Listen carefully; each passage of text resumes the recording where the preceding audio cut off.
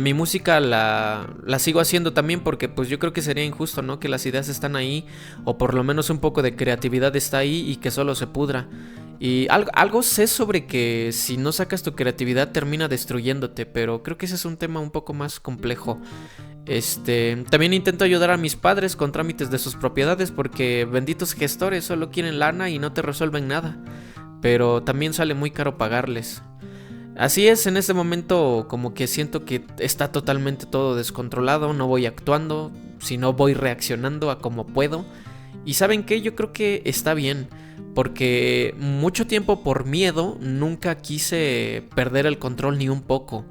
El sentirme así, que todo está descontrolado, significa que estoy tratando de salir de mi zona de confort, pero sobre todo significa que estoy muy cerca de cagarla y eso está aún mejor, porque solo cagándola se aprende.